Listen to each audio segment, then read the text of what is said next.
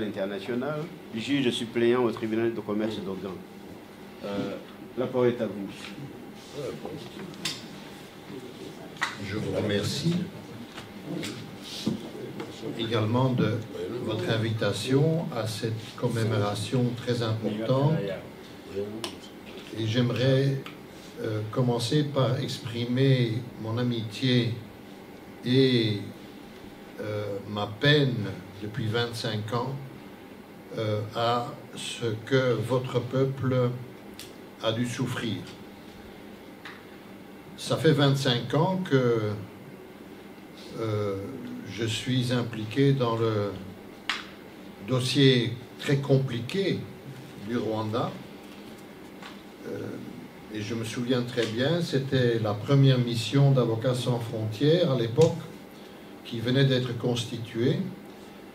Et c'est mon ami Reginald Morales, à l'époque président de Médecins sans frontières, qui m'avait téléphoné un jour pour me demander si nous voulions accompagner Médecins sans frontières dans une mission commune en août 1994 pour voir chacun de son côté, il y avait plusieurs ONG, dont Amnesty aussi, pour voir chacun de son côté ce que nous pouvions faire pour aider le pays. Est alors sorti de cette initiative, entre autres, le premier projet d'Avocats sans frontières qui consistait à, pour les procès nationaux au Rwanda, la communauté internationale était très exigeante puisque on demandait au Rwanda d'emblée commencer ces procès nationaux alors que les moyens humains étaient très réduits. Même l'Allemagne, à l'époque, a mis plusieurs années à pouvoir commencer des propres procès nationaux. J'aimerais partager mon propos en 3 parties. Je vais d'abord vous parler très brièvement, parce que je crois que la porte-parole de Madame Judy Raver va tout à l'heure vous parler de ce 2e génocide. Moi, je vois 3 génocides. Je vois le génocide contre les Tutsis, je vois le génocide contre les Hutus, et je vois le génocide au Congo, dont on parle très peu, qui a coûté 8 millions de morts.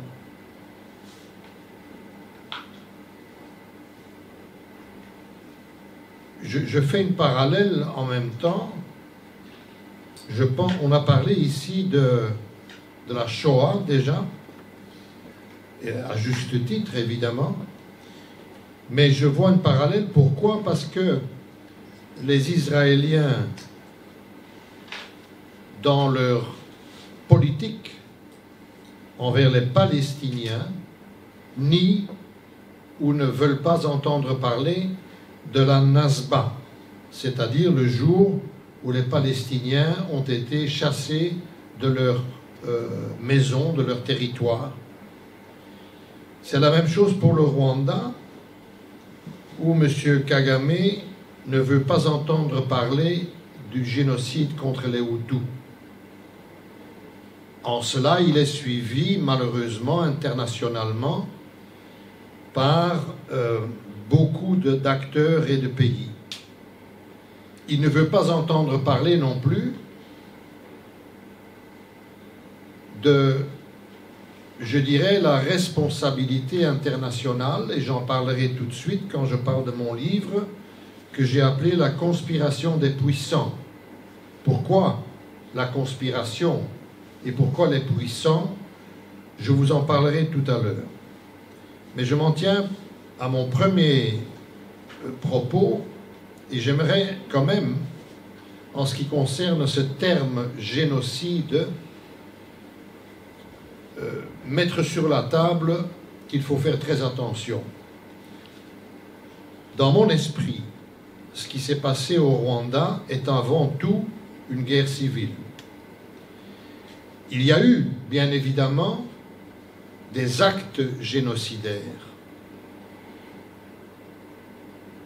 Il faut savoir aussi que dans toute cette panoplie de tribunaux internationaux qui ont pris naissance presque comme des champignons à partir d'un certain moment, le TPIR, le TPY pour les actes en Yougoslavie et finalement la Cour pénale internationale qui, elle, est compétente pour le monde entier. Il faut savoir que en justice, un tribunal ne peut que juger de personnes individuelles, des individus. La loi pénale est toujours individuelle. Ce que donc un tribunal n'est jamais compétent pour faire, c'est condamner, je dirais à la limite, même tout un peuple de génocide. C'est impossible juridiquement. Donc le terme génocide qu'on emploie pour culpabiliser le peuple hutu dans sa totalité est une ineptie. Cela n'existe juridiquement pas et ça ne pourrait exister. C'est donc un terme politique ou linguistique, comme vous voulez, qu'on a employé pour essayer de culpabiliser toute une partie de la population, d'une façon tout à fait erronée, bien entendu. Je dis donc qu'il y a eu au Rwanda, sans aucun doute, une guerre civile qui trouve son origine, pas comme tout le monde pense, ça a commencé en avril 1994. Non, nous savons tous que ça a commencé en 1990, quand Kagame, avec le FPR, a commencé à attaquer le Rwanda, et donc même bien avant, parce que une question qu'on ne pose jamais et qui doit être posée est d'où vient cette puissance militaire du FPR? C'est remarquable parce que il y avait à l'époque les négociations d'Arusha, les négociations de paix, et quand même, parallèlement, s'est constituée la force militaire qui est devenue la force militaire la plus importante de la région. Comment? Qui a financé cela? Qui a armé le FPR? Personne n'en parle.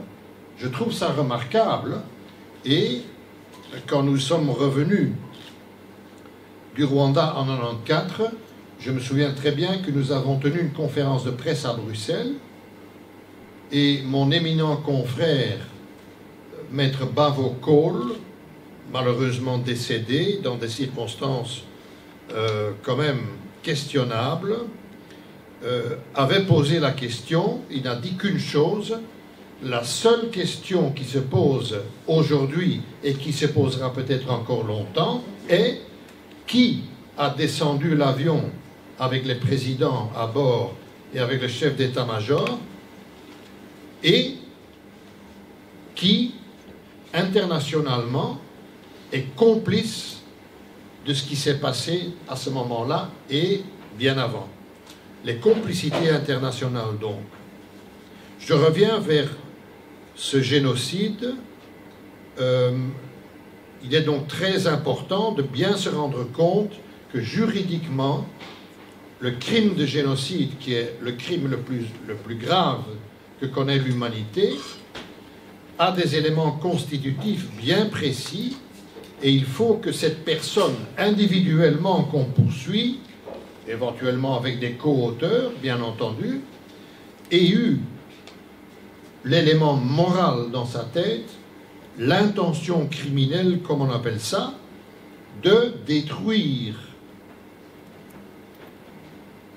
un groupe populaire, de population, ou un groupe ethnique, pour autant que on puisse appeler les Hutus et les Tutsis des ethnies différentes, ce que je ne pense pas, puisqu'ils parlent la même langue, Ce ne sont donc pas des gens qui viennent d'ailleurs, comme les Belges, pour justifier leur politique, ont lancé cette fable qui a été évidemment très très nocive. C'est une des causes dans le passé de ce qui s'est passé au Rwanda et au Burundi à plusieurs reprises, c'est-à-dire la déstabilisation que les Belges ont causée en donnant plus de pouvoir aux Tutsis et en prétendant que c'était des espèces d'Européens noirs qui venaient d'ailleurs.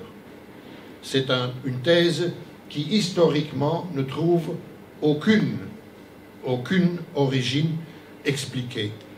Donc, les Tutsis sont aussi des Bantous, tout comme les Hutus. Moi, je les compare à ce que chez nous, en Belgique, et d'ailleurs en Europe, on connaît par la noblesse. La noblesse, traditionnellement, c'était les cercles qui étaient proches du roi, et donc qui étaient anoblis pour des tas de raisons, et qui ont connu pendant des générations et des générations une meilleure vie, ce qui explique peut-être partiellement certains traits qu'on pourrait appeler de différents, mais quand même, tout cela, c'est très questionnable. J'en reviens alors, et j'en termine avec ce premier chapitre, le génocide, juridiquement. La question s'est posée, évidemment, parce que, soyons sérieux, une personne individuelle ne pourrait pas avoir l'intention criminelle individuelle de détruire une partie ou un groupe populaire dans sa totalité. Un individu ne pourrait pas, sinon cet individu est fou, évidemment. S'il a vraiment cette intention, qu'il va pouvoir lui seul détruire une population en partie ou dans sa totalité. Il faut alors l'interner.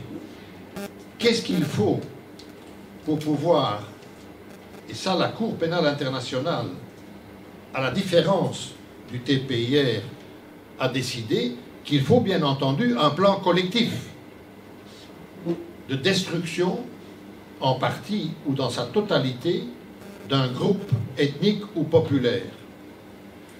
Or, nous savons tous que le TPIR, enfin, peu de gens le savent finalement, même parmi les juristes. Quand je le dis, on me regarde et on me dit, mais enfin, c'est pas possible. Mais j'ai dit, oui, c'est possible.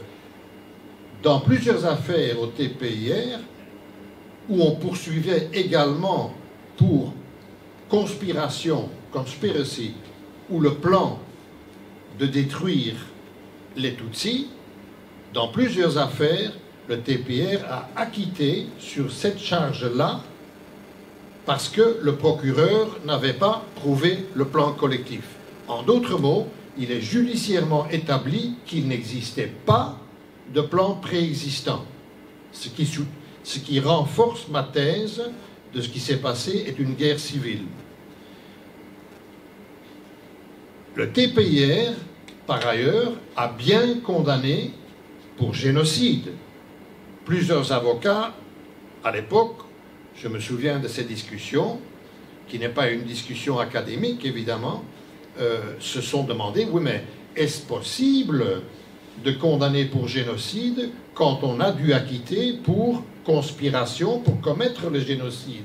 Ça nous ramène à la responsabilité individuelle. Eh bien, la Cour pénale internationale, elle, quand elle a déterminé ou expliqué les éléments constitutifs du crime de génocide, a décidé qu'il faut un plan. Bien entendu, c'est logique.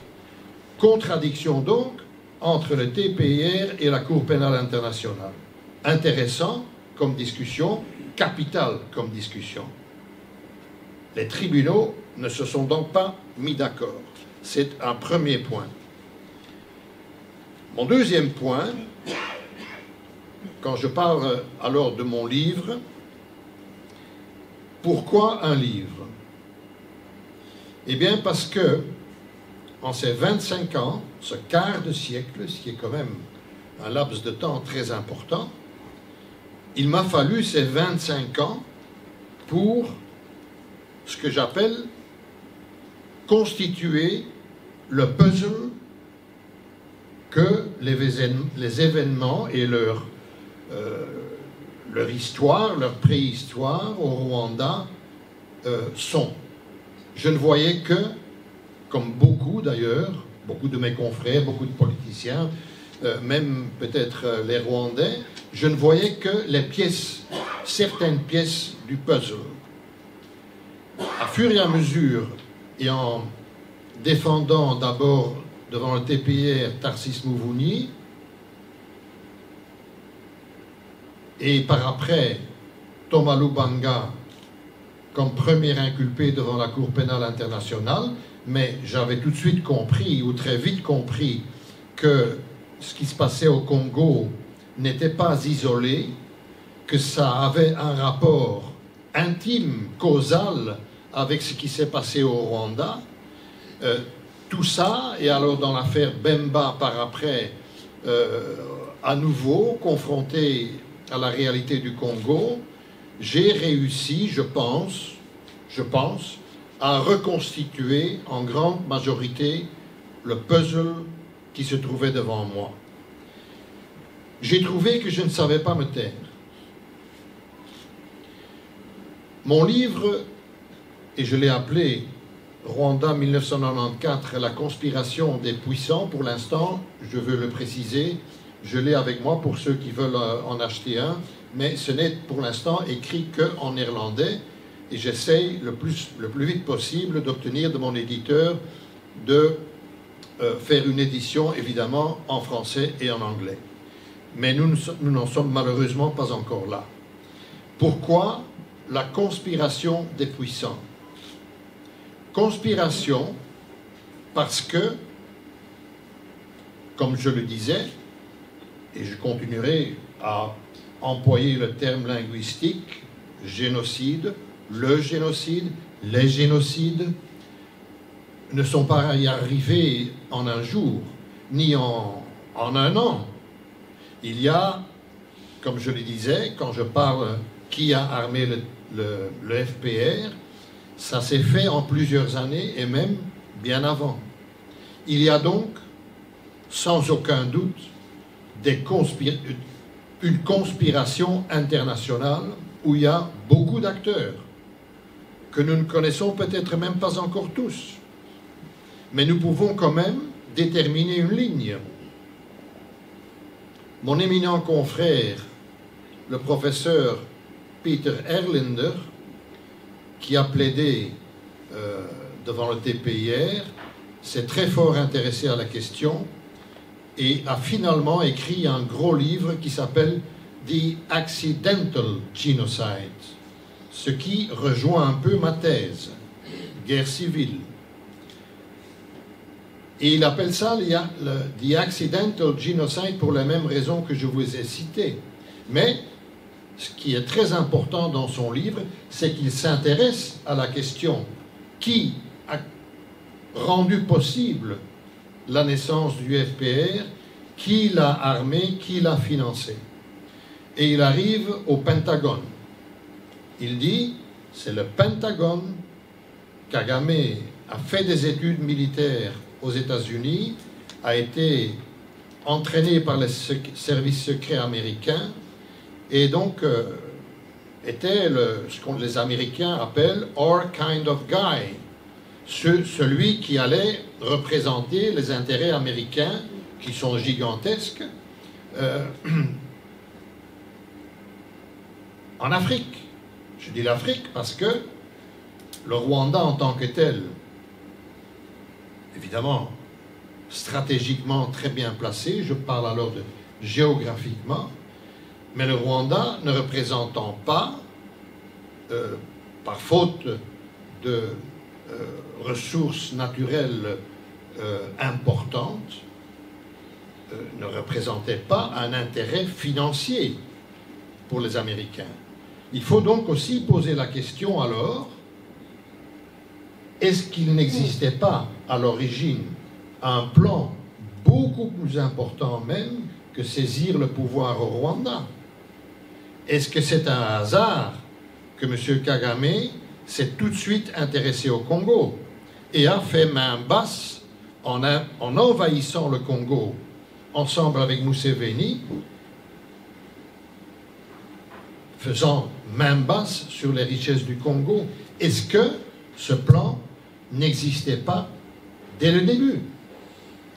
Certains disent que Bill Clinton, qui clame encore toujours son amitié et son admiration pour quand même un criminel de guerre qui est Kagame, un triple criminel de guerre, parce qu'il y a quand même entre-temps des témoignages très importants d'anciens co-militaires de Kagame qui disent qu'il était même infiltré dans les Interamwe et incitait à la violence contre sa propre ethnie, si on peut l'appeler ainsi, c'est-à-dire les Tutsis.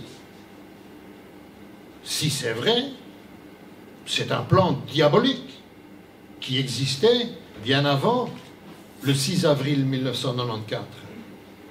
Ce sont des questions qu'il faut poser. Et j'appelle donc mon livre, pour cette raison-là, La conspiration des puissants. Il n'y a pas que les Américains. Il y en a bien d'autres.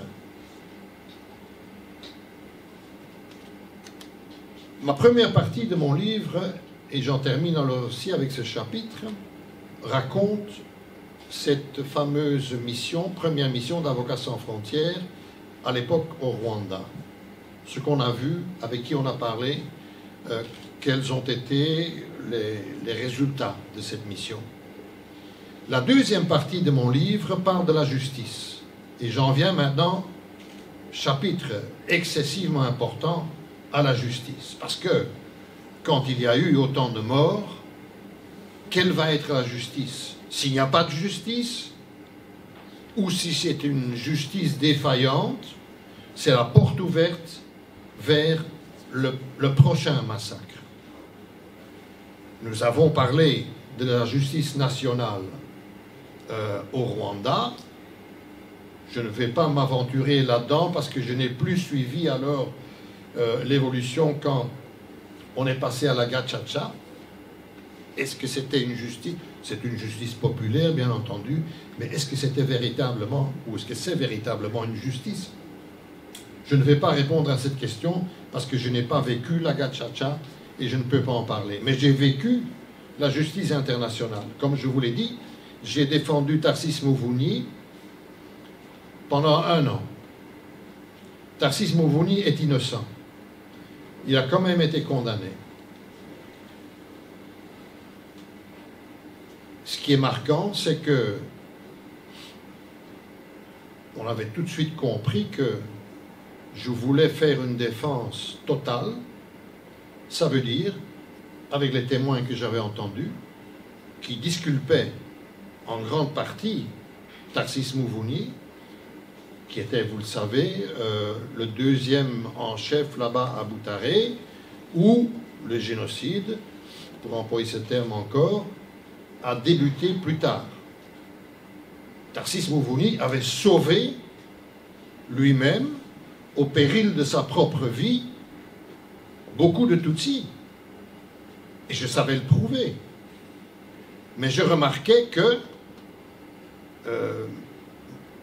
mon équipe, parce que j'étais dans une équipe de défense, ne partageait pas mon point de vue, mais sans le dire. Donc lentement, je me posais de plus en plus de questions.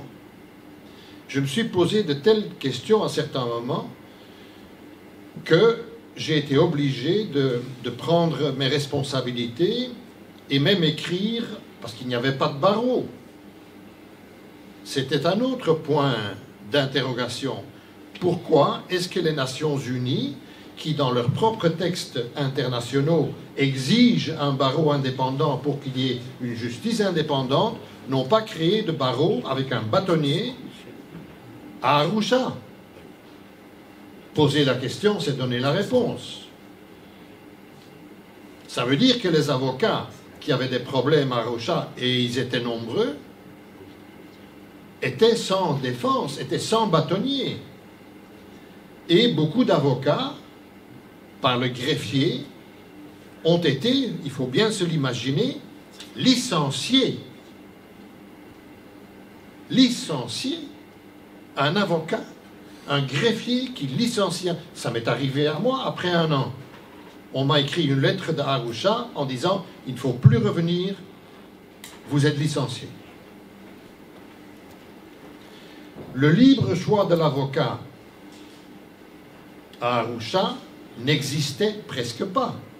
Quand un inculpé arrivait au centre de détention, on le gardait en isolation pendant des semaines, même des mois. Il n'avait pas de contact avec ses co-détenus, ne pouvait pas contacter sa famille, et on lui présentait ce qu'on appelait un shortlist de 4 ou 5 noms d'avocats, alors que la liste des avocats, il y en avait plus que 100, évidemment. Et cet inculpé avait droit à voir toute la liste, mais il ne la voyait pas. Donc on essayait d'imposer des avocats aux inculpés. Et au début du procès, c'était capital, parce que si on ne faisait pas certaines choses, la chance était passée, on ne pouvait plus la récupérer par après. Donc, mal défendu. Ça m'est arrivé moi-même quand un des derniers inculpés au TPR, quand j'étais sorti de l'affaire Mouvouni, a voulu me consulter. J'ai pris l'initiative de téléphoner au centre de détention. Le directeur qui ne me connaissait pas, mais j'avais mentionné un confrère, John Floyd, qui le connaissait très bien, m'a tout de suite connecté avec l'inculpé. Et après 2 minutes de conversation, la conversation a été coupée par le directeur de la prison qui me disait « Maître, vous n'êtes pas son avocat ». Mais j'ai dit « Monsieur le directeur, comment voulez-vous que je devienne son avocat si je ne peux pas lui parler ?» C'est exactement ce qui est en train de se passer. Peut-être que je suis en train de devenir son avocat, mais il faut que d'abord créer avec un inculpé un climat de confiance. Je dois donc venir le voir. Non, pas question, maître, vous n'êtes pas son avocat. Terminé. Le greffier, même chanson. Alors moi je dis, le TPIR, et alors, ça vous le savez tous, le TPIR était compétent, ça c'est vraiment un déni de justice. Le TPIR était compétent pour les crimes commis par les FPR. Il y avait le rapport Hourigan, c'est-à-dire un des procureurs qui était un Australien de Kagame et avait constitué un dossier très convaincant avec des tas de témoins. Il l'a présenté à La Haye à Louise Arbour, la procureure, et Louise Arbour, quand il est arrivé à La Haye, a dit « Vos témoins ne sont pas fiables et vous êtes licencié ». Et on a enterré le dossier Hourigan. Déni de justice envers toute la population Hutu. C'est gravissime. Comment voulez-vous que cette justice du TPIR puisse aller dans l'histoire avec une certaine crédibilité? Elle n'existe pas, cette crédibilité. On menaçait des avocats, on en a même tué un. On a tué aussi des enquêteurs. Aucune crédibilité. Même chose pour la CPI, je regrette de devoir le dire. Même scénario. Même scénario. Après 1 an de défense de Thomas Lubanga, j'ai donné moi-même ma démission. Parce que je constatais que je ne recevais pas les moyens de faire cette défense. Je suis parti au Congo juste avant, une dizaine de jours avant le début des audiences. On m'a laissé partir parce qu'avant on me disait que ma sécurité n'était pas garantie, mais je disais, vous garantissez la sécurité du procureur, alors vous avez l'obligation de garantir ma sécurité aussi. Et au milieu du Congo, j'ai été menacé et j'ai découvert que la menace venait du procureur, qui voulait que je n'arrive pas jusqu'à Bunia. J'ai quand même continué à voyager jusqu'à Bunia Et à Bunia, on m'a dit que j'avais besoin de protection. Et donc, quand je me déplaçais dans une Jeep, il y avait une Jeep de la MONUC devant moi avec un mitrailleur au-dessus et derrière la même chose, pour que je sois bien visible et que les éventuels témoins, évidemment, c'était cousu du fil blanc, n'arriveraient pas chez moi. Mais j'en ai quand même trouvé 12. Et alors, imaginez-vous, je suis revenu à La Haye, j'ai demandé la remise pour pouvoir faire venir mes témoins, on m'a refusé la remise. Je ne pouvais pas continuer dans des circonstances pareilles parce que je devenais complice. J'étais le clown dans le cirque. Je devenais complice. Même chose pour l'affaire Bemba. Et on veut venir nous dire que cette justice est la justice internationale finale. Et là, j'en viens à ce qui se passe en Belgique en cachette, où on essaye de faire passer, après les vacances de Pâques, caché dans une loi où il y a des tas d'autres choses, un nouveau crime de négationnisme. J'ai lu cette loi et ça m'a amené à écrire une lettre ouverte au ministre de la Justice où je dis que je suis choqué de voir ce qui se passe. Et qu'est-ce que c'est? C'est très simple. À partir, donc, dans une dizaine de jours, il sera interdit juridiquement, sous peine de poursuites criminelles, de contester ce qui est dit dans un jugement d'une cour internationale. Vous voyez où on veut en venir. On veut donc, c'est le cadeau à Kagame pour les 25 ans de Charles Michel. C'est le cadeau qu'on donne à Kagame. Voilà ce que la Belgique fait. Elle criminalise des critiques concernant un jugement d'une cour internationale. Or, j'ai analysé les conséquences, elles sont très simples. On le voit tout de suite, évidemment. La presse, les professeurs d'université, les avocats, parce qu'il s'agit même d'écrits privés. Si donc, ça c'est évidemment incroyable, même un projet de lettre qu'on enverrait à certains confrères pour, dans une affaire, ce qui arrive très souvent, on critique une certaine jurisprudence. En défendant quelqu'un, on dit « vous ne pouvez pas vous référer à ce jugement-là parce qu'il est fautif » pour cette et cette raison. Interdit. On peut vous poursuivre. C'est donc ahurissant ce qui se passe. Kagame, apparemment, c'est ce que j'ai dit au ministre de la Justice, un criminel de guerre multiple détermine l'agenda en Belgique. Mais c'est quoi ça?